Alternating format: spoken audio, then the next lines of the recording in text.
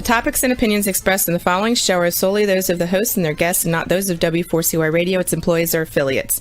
We make no recommendations or endorsements for radio show programs, services, or products mentioned on air or on our web. No liability, explicit or implied, shall be extended to W4CY Radio or its employees or affiliates. Any questions or comments should be directed to those show hosts. Thank you for choosing W4CY Radio.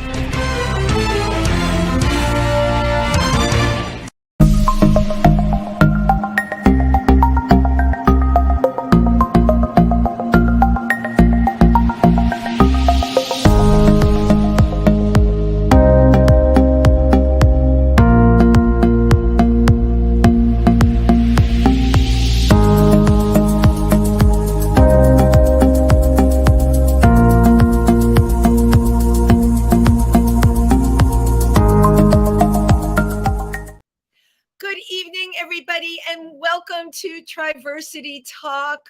I'm Wendy Stuart, and I am so happy to have you with me here this evening. It's Wednesday night. You could be doing anything. You could be at a holiday party, but if you're watching this, you are here with me. It's been an especially important week. Monumental Respect for Marriage Act signed by President Biden this week, recognizing marriage equality in federal law. We're all very thrilled about that. This is certainly the time of year where we want positivity happening. There's so much philanthropy going on in our community. Personally, this week, I was involved with the Imperial Court of New York doing a wonderful show, The 12 Drags of Christmas. And we do that show every year. And members of the Imperial Court of New York, which is the largest LGBTQ philanthropic organization in the country, we perform. And that's how we raise money. And the money this last week was being raised for the incident that happened in Colorado Springs. Things tend to disappear from the news. You hear about them. They used to last 2 weeks. Now I say, they last 2 to 5 days, and then you don't hear anything anymore. But the people, and I hate using this word, but it's exactly what happened. The victims of an attack, a terrorist attack, some of them are still recovering. So our hearts go out to them. And the Imperial Court of New York really was able to raise money and make a difference in the world, which is, what it is all about. So talking about difference in the world, very excited about the guest that I have coming on tonight. He is, first of all, an award-winning New York Times author and journalist, and he's known for promoting cross-cultural understanding in his literacy work. And he's also the founder and host for this amazing festival we have coming up. It's called The Road to Freedom. It's going to be held in New York. It's a literacy festival. I can't think of a better way to raise money for an organization called the Rainbow Railroad. For those of you who don't know what Rainbow Railroad is, they are based out of Canada, and they look to stop LGBTQ plus individuals from being persecuted and being victims of violence all around the world. And that is certainly something that we're very much aware of is going on. So having this festival will really be everything to certainly make people aware of the situation. So without further ado, our author and journalist, Richard Morais, welcome. Thank you, Wendy. And there you are. Thanks for having me. I'm thrilled to have you, and I'm always so happy when streaming works because, well, we all know the kinds of things that can happen, right? And Correct. It's cold in the Northeast now. We're having blizzards in other places. So you and I are very blessed that we've got just a very cold night, but no weather tonight. Correct. Which is absolutely perfect. So in your introduction, I talked about you promoting your cross-cultural understanding. And in my reading of who you are as an author, your books actually are very much themed around that. So I'd like to start with the books that are most well known. You've done so much writing. Your first one is that I'd like to talk about is The Man with No Borders. Can you fill us in a little bit about that Yeah, story? so that's the last book. So the first book was The 100-Foot Journey, which was about a Muslim Indian family who Right. moves to France and sets up a restaurant. And that's the book that I'm actually best known for. That was a global bestseller. And then Spielberg and Oprah made a film of Right. that with Helen Mirren. And it's a lovely, charming film. But that was the first book. And that's actually for the book I'm best known for. And then my second book is called Bulan Brooklyn, and that's Yes. about a repressed Japanese Buddhist priest, and he has a trauma from his past that he's hiding. He's hiding in a monastery, and he hits 40, and his superior decides to shake things up, and he sends him to Brooklyn, New York, to open up their first Buddhist temple in an Italian neighborhood in Brooklyn. I'm loving this already. I mean, you've got look at the And- culture stuff going on. and it's all about these eccentric New Yorkers, how they change this sort of uptight, repressed. And he's a misanthrope and a misogynist and a homophobe. And the reason is and he wants to keep his distance from people, and that's because he suffered this great trauma. And it's the people of New York, these eccentric characters in New York, who loosen him up. Of course. And he teaches them something about, spiritual, counters some of their material pursuits.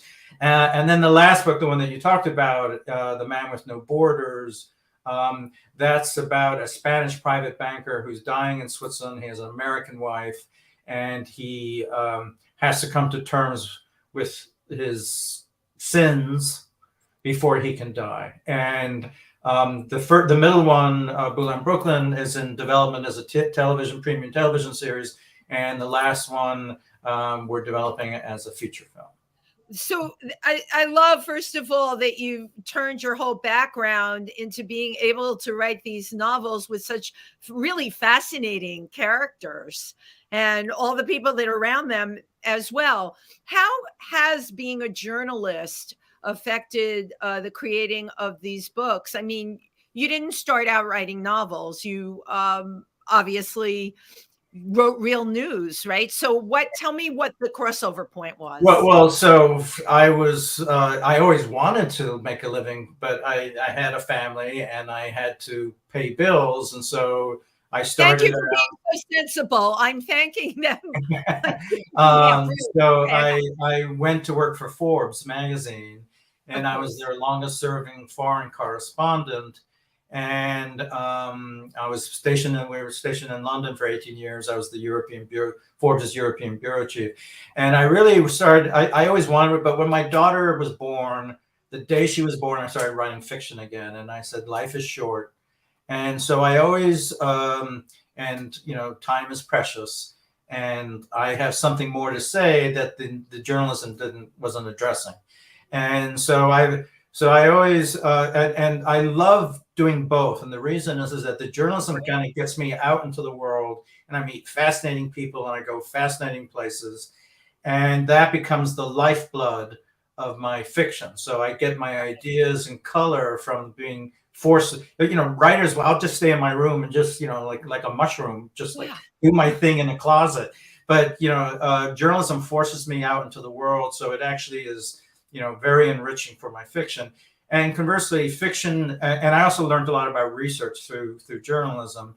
And then conversely, my fiction taught me to be a better writer as a journalist. So they actually worked out.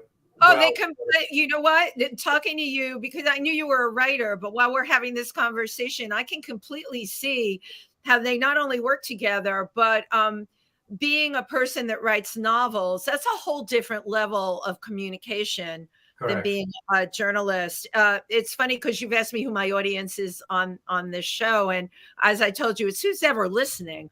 But in your case, you would have you would have overlap, but you'd also have two very different audiences. The person that would pick up one of your fascinating novels would not necessarily be the same person that's going to tune into something that's being written about in Forbes. Right. Well, I mean, that's just the way I'm wired. I have to do that. I can't contain multitudes, and honestly, in the business world, if you have one thing and you do it well, you hammer that, and that's how you make a fortune. I could not do that. I always had to challenge myself as an artist and a writer and keep on moving on to something new. And so, it's both a curse and a blessing. No, it's definitely a blessing, and you definitely are a good example of that left brain, right brain thing that people talk about. Now, you grew up, I'm assuming, exposed to a lot of cultural things. Well, I was born in Portugal, so my parents were expats. My mom's from a sort of Wasp, New York, and my father was a Canadian of Portuguese descent. My grandfather was the Portuguese consul general in Newfoundland.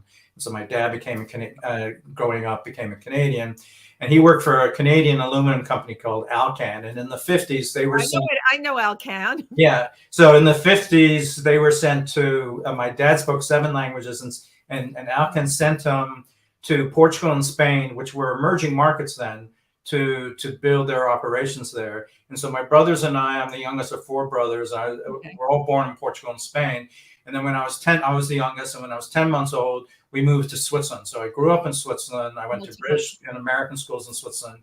But my mother had always brought us up to be, like Americans. And, she ached. She was like so homesick for New York the entire time you were living. Exactly. She was just like, get me the hell out of Switzerland. I want to go back to New York. So anyway, I grew up with this, and in fact, my mother, we were totally dysfunctional in my family, and Richard, everyone's family is. Well, that is true. That is true, but all in our own unique way. Right. And so she kind of saved our family by going into analysis herself, and she became a Jungian analyst in Zurich, in Switzerland, at the Jung Institute in Zurich. And she wrote her thesis on homesickness, on the archetype of homesickness. Oh my gosh! And this ache, and her thesis, which I still have, it's about this ache to get back to this place, this sort of idyllic place where everything was just magic. And New York City was such magic. Exactly. And it doesn't exist. It's like a mythic place. And so she made the point that Spielberg's E.T., Phone Home, it's about why that was $1 billion global success. Is because we all tapped it. It was hitting an archetype, a collective story of our ache to get home. Right. Somehow make our way, that our entire adult life, we're just searching how to get home, how to make it back home. And so I inherited this. And so at the age of 16, I went to Sarah Lawrence College. Went to Sarah Lawrence, yeah. And I get in thinking I was American. And of course, as soon as I got here, I said, I'd only been to America like 2 times, even though I considered myself American. And had you even been to New York? I had been to New York, but in those days, it was like, home leave was every 4 years. So I went when I was like 4 and 8, or 8 and 12. I don't remember the 4 very much. And so when I got here, I was at 16. I went to Sarah Lawrence, and the first thing I do is I see a guy in a tutu, and I said, "You're not in Zurich anymore." You're not in Zurich anymore, right? So here I was at 16, and I realized I'm not really American. I'm not really European. And I started going kind of crazy, because it's to be 16, 17, or 18 anywhere in the world where you're trying to figure out who you are. It's horrible. It's a horrible time in life. It's very right. But you were at that point really without a country. Because exactly. So to not even know what country you belong to was just. I was just like, I was tripping. I was just really on the edge, and I remember going to, there was a great teacher at Sarah, a writing teacher, Grace Paley, and she was kind of a writer's writer. She only wrote short stories, but she was exquisite. And everyone knew, she was a huge figure in the literary circles.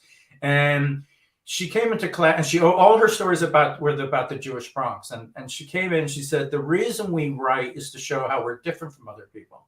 Right. And I heard this, and I was like 17, and I put my hand up and I said, Grace, I have to tell you, I think that is the most irresponsible remark I have ever heard a teacher say.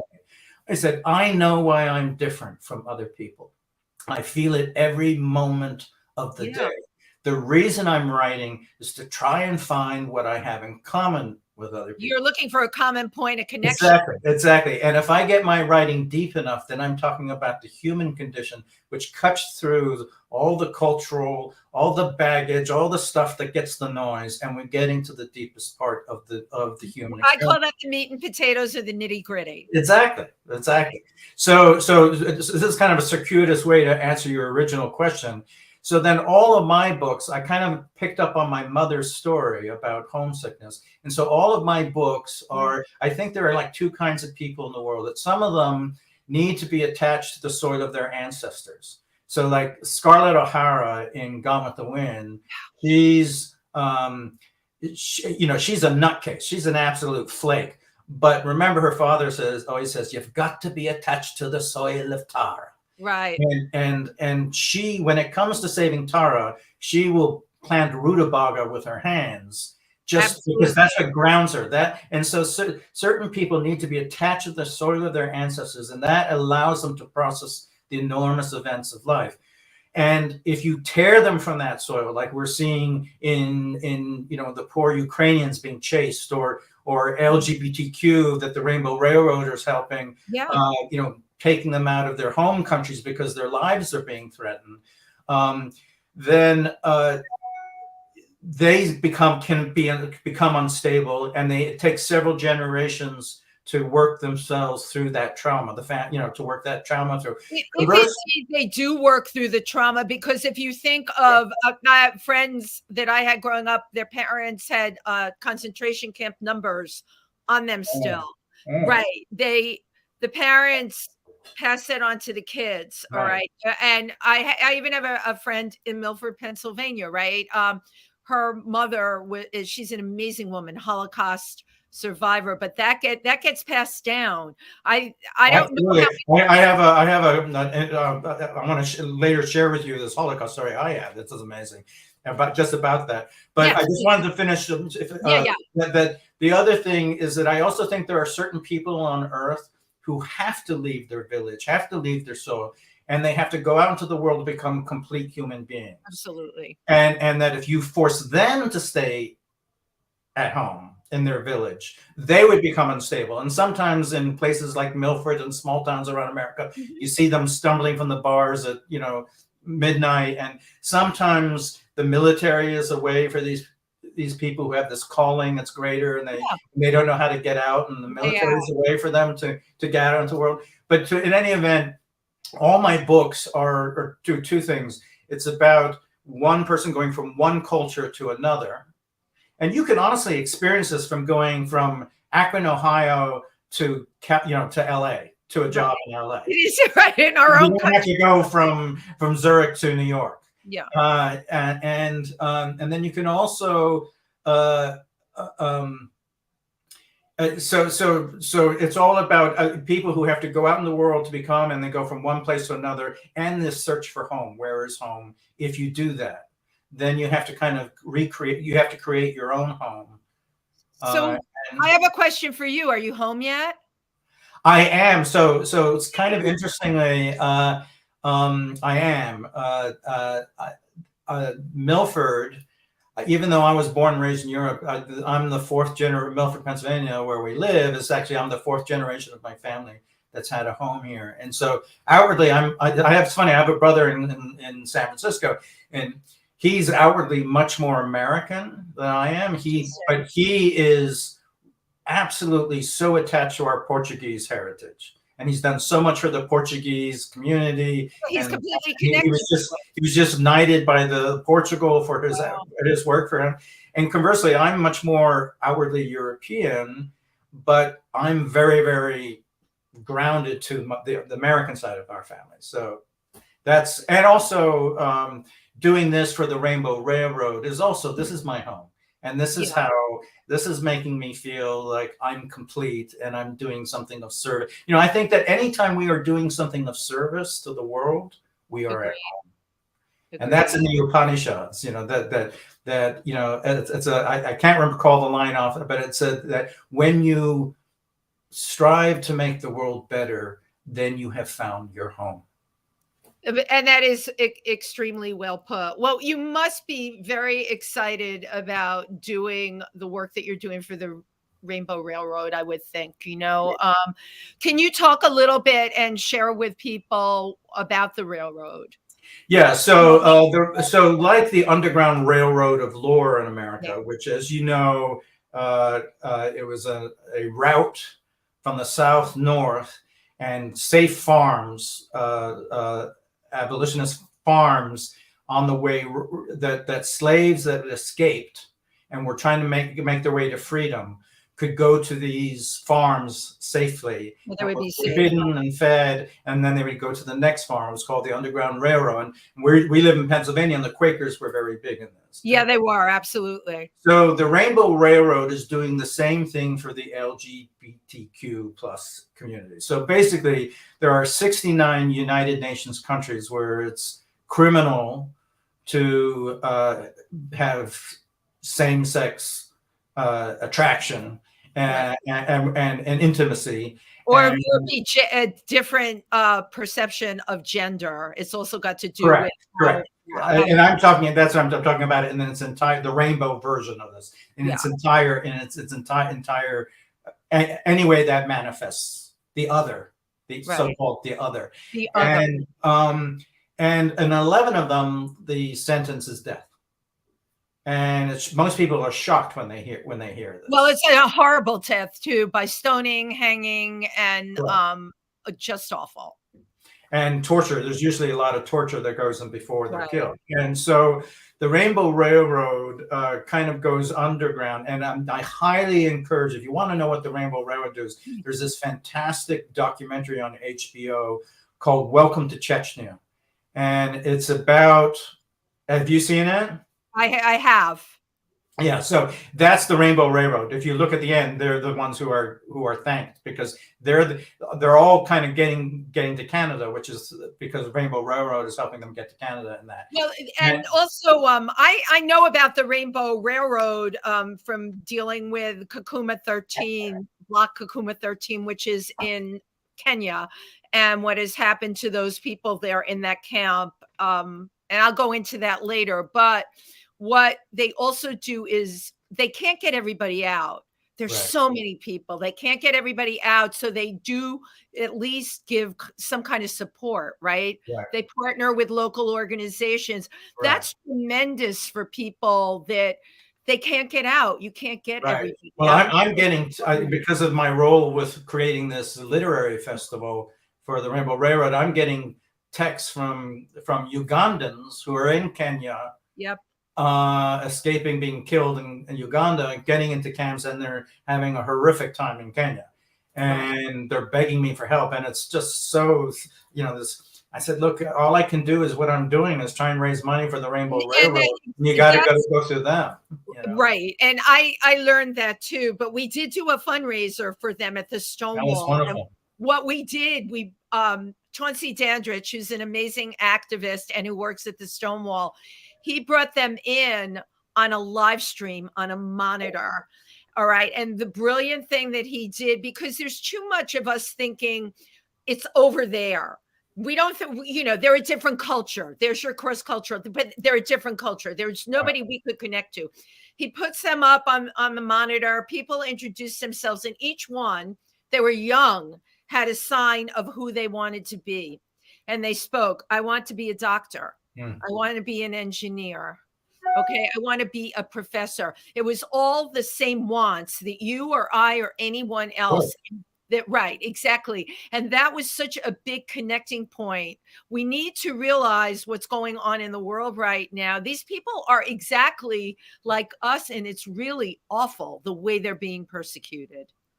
It's brutal. And that's where, when it's, the theme of the Road to Freedom Literary Festival / fundraiser, which, by the way, is happening January 12th in New York City.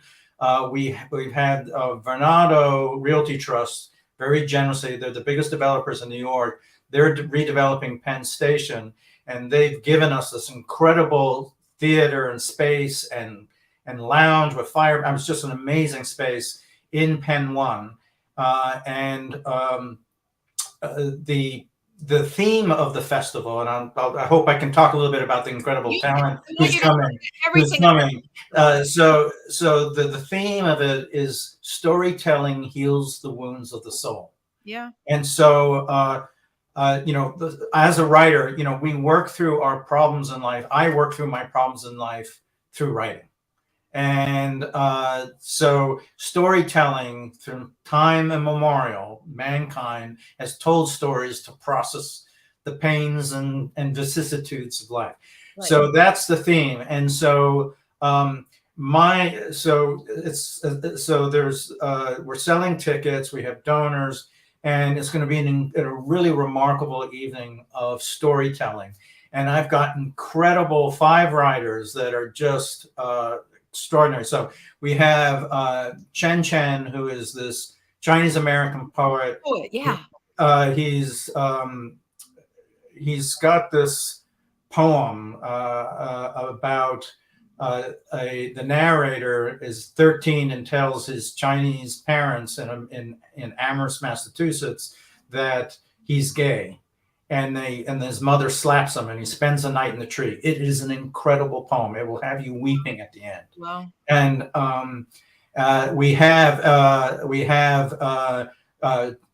Tori Peters, who Tori is a trans woman, and she has written this great book called Deep Transition Baby, and it won the Penn Faulkner Award for last year for Best Debut Novel, and it is both hilarious and gut-wrenching. Oh, yeah, and great literature forces you to think differently about the world.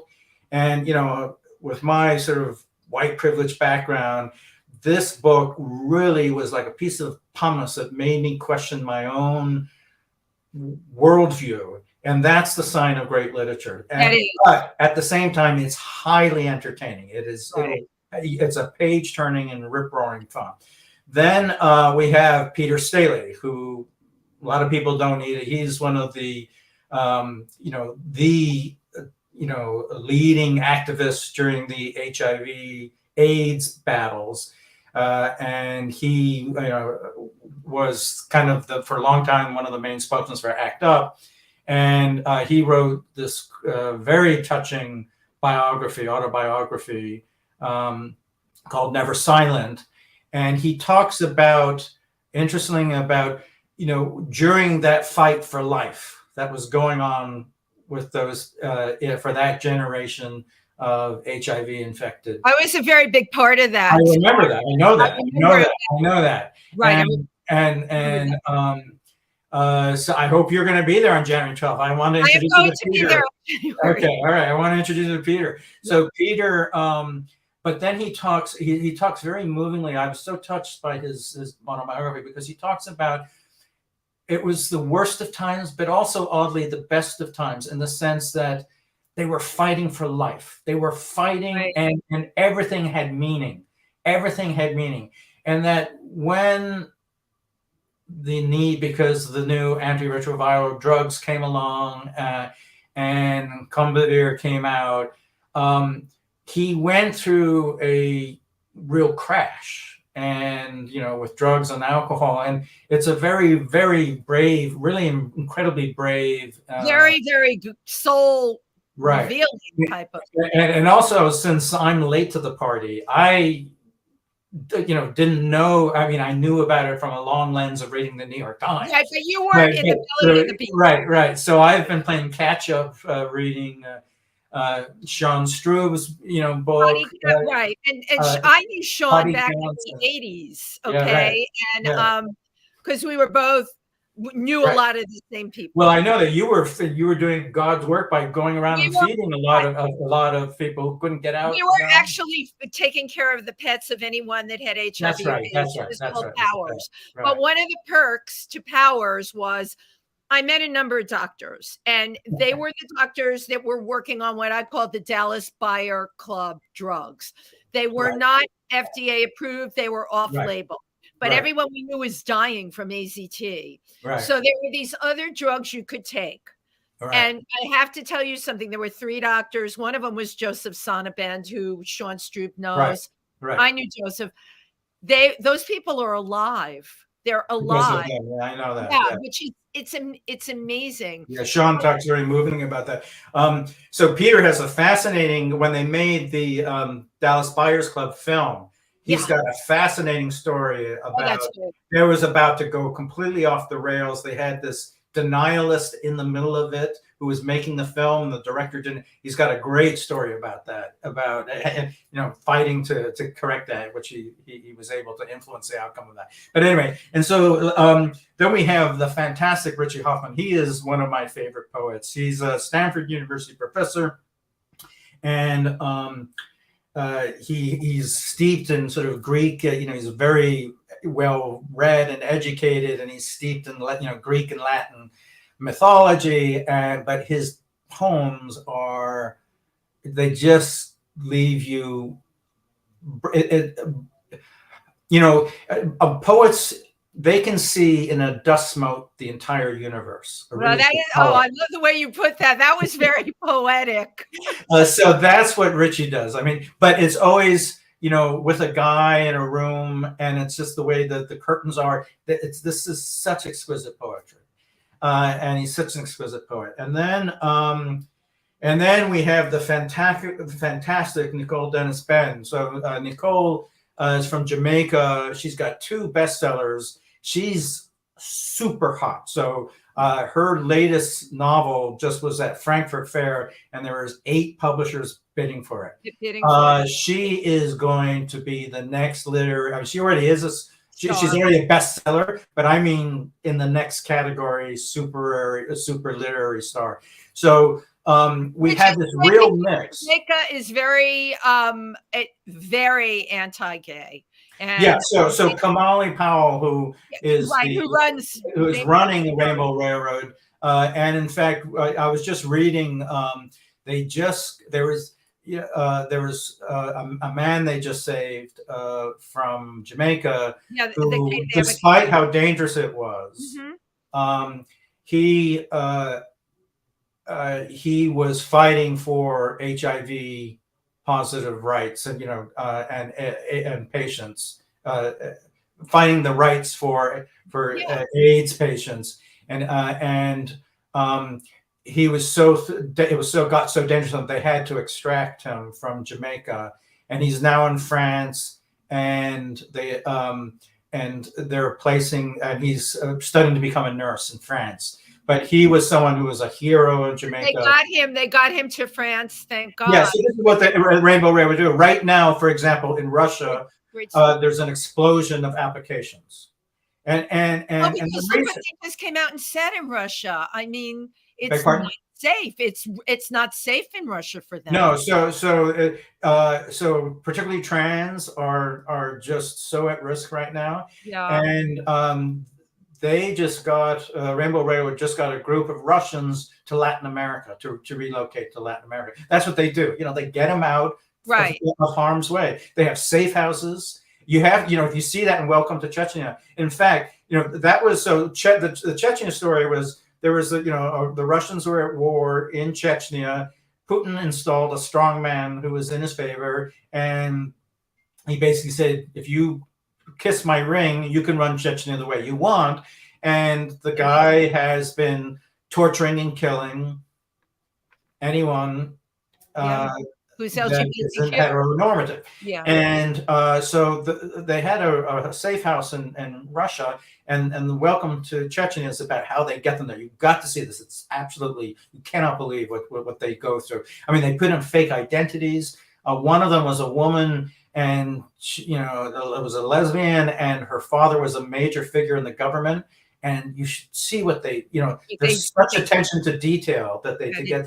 But in that movie, they say, if this happens in Chechnya, it could happen here in Russia. And of course. Oh, of course.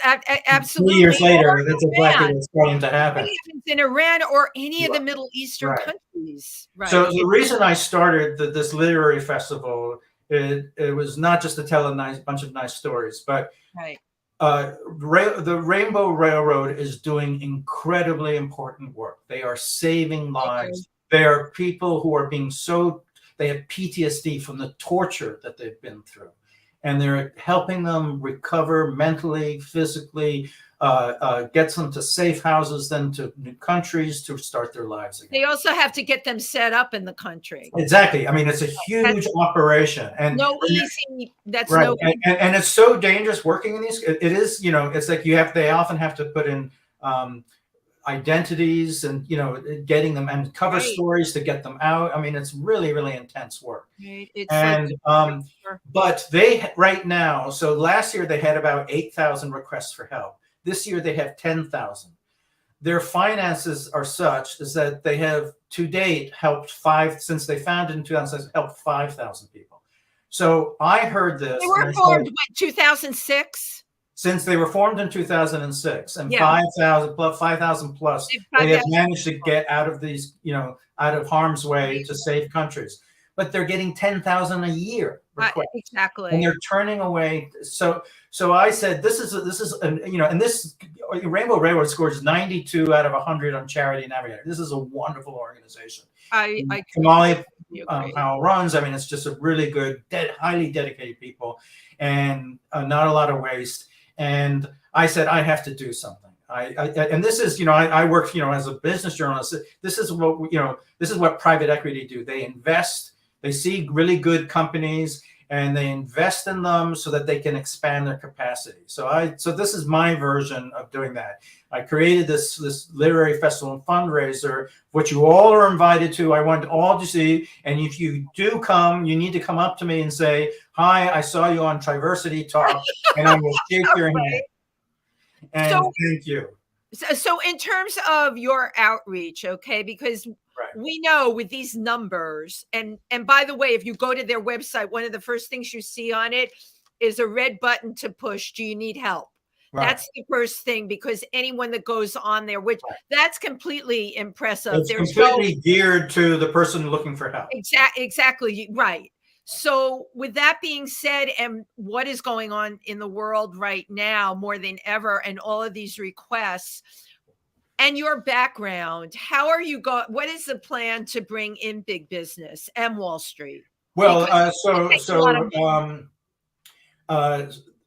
they are helping. So part of this is to raise cash for the media, but it's also a networking opportunity.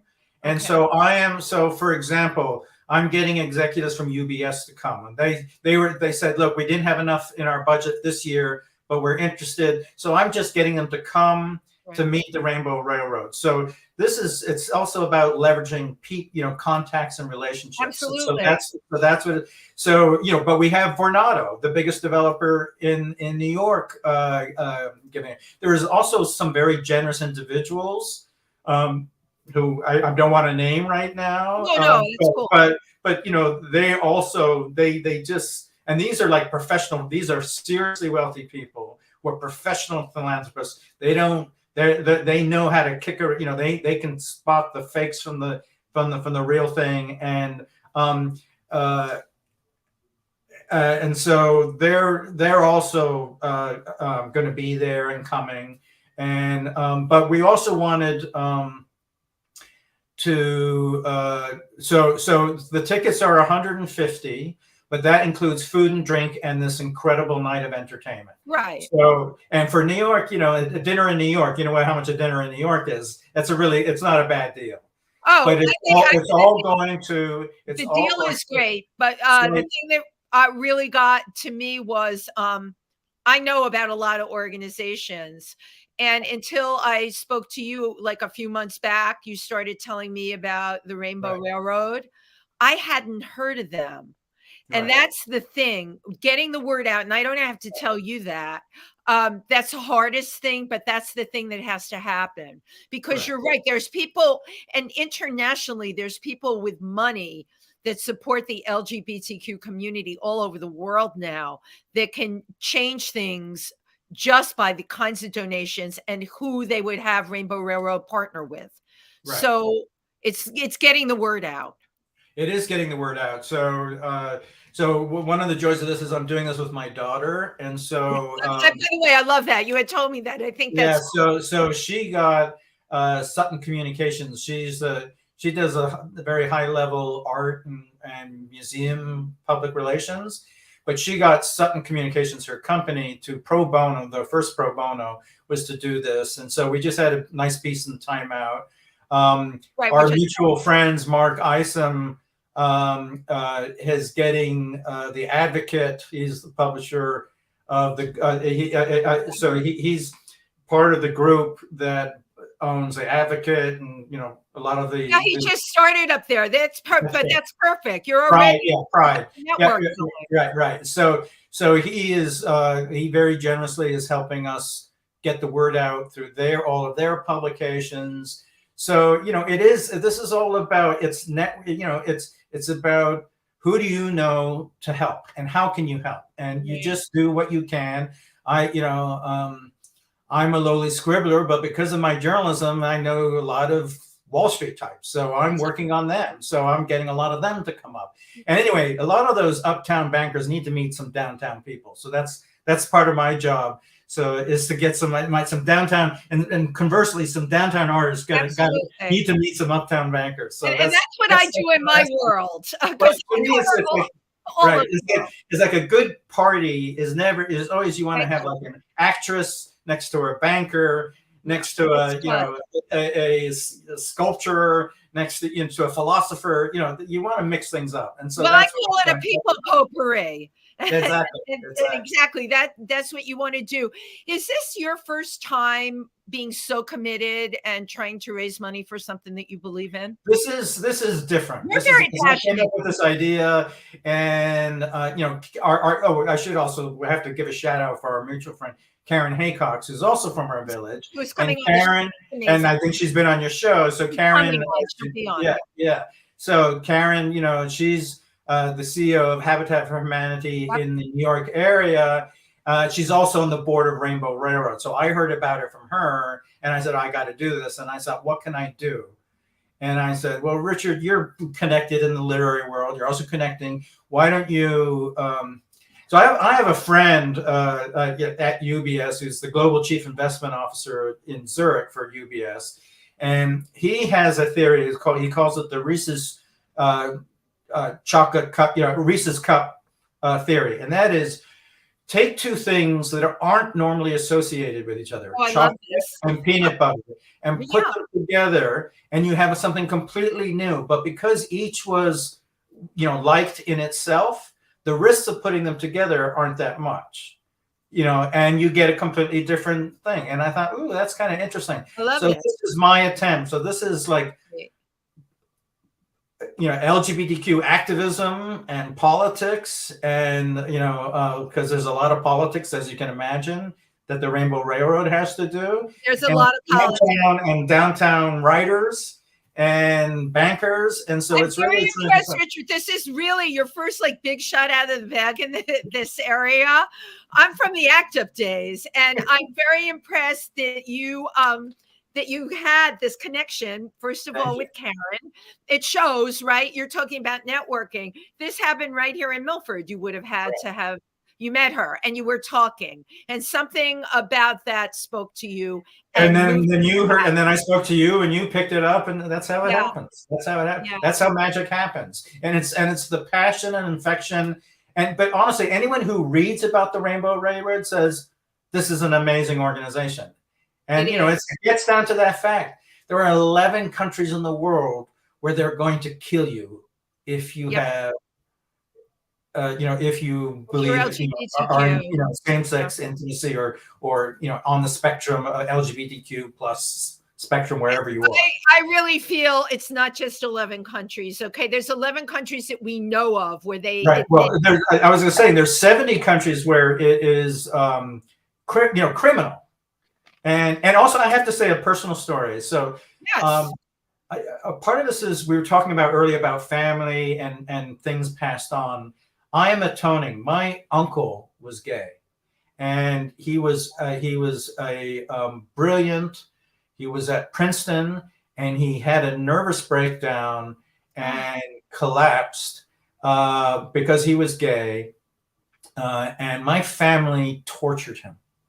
They absolutely drove him to madness. And at the end of his life, and when he was in an alcohol-induced dementia, I was his guardian. And I feel, both in my personal life and what I'm doing here, is that I'm atoning for the sins that my family inflicted on my uncle. Wow. Wow. That's a heavy mantle to take on yourself. Well, I'm doing this for myself.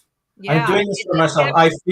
I feel the pain that my uncle suffered at the hands of my family.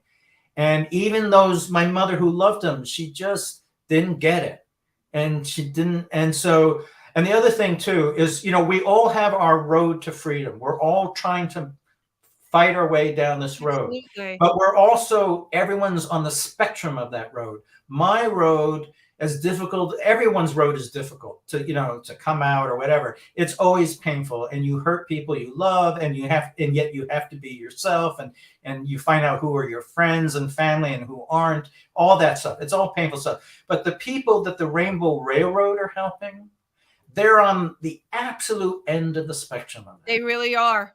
They're being killed. They're being tortured. They're having, electroshock put to their gonads. They're being waterboarded. They set fire to the camping and the block. Put guns to their head. Right. These people, their road to freedom is through hell.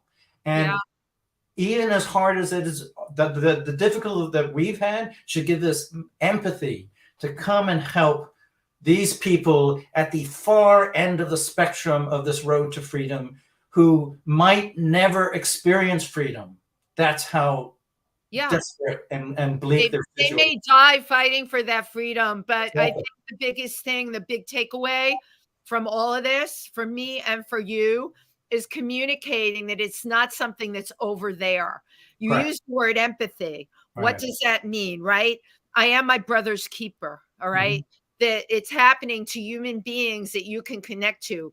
My aha moment was being at Stonewall and seeing those people on the live stream introducing themselves. They had nothing, and they're holding up these signs of who they want to be: a doctor, a teacher, a lawyer.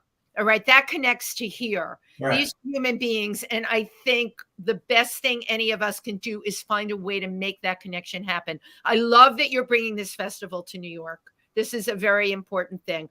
The money is definitely here, but we do need to raise awareness and get the word out. Oh, and I'm in my countdown now. Juan, my producer, said we have 2 minutes left. Richard, these are your 2 minutes left. What do you want to tell everybody? I just, please come to this festival. We got to make this a success, and we would love to have you. You can go to rainbowrailroad.com, and it's at Eventbrite. I wish there was a way we could type up. We can. I'm going to put it in right now. And we would love to have you. It's David Morton, the great Chicago restaurateur. He is donating the food and drink. It's going to be a very, very special New York literary evening. And we would love to have you.